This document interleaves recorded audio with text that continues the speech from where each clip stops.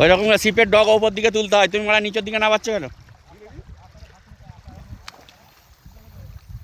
High high high high high lock সব ঢিল আছে। তুমি মা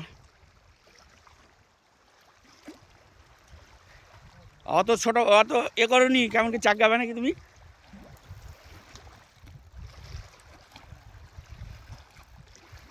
রাজেশের মতন করছে নাকি রে? আরে টাইট দিয়ে তোলো না মাছ, আসলে রাজেশের মতন করছে আবার।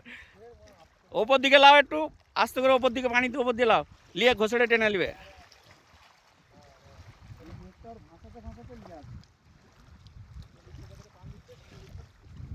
আরে ওপর দিয়ে ঘোষড়ে লাও না।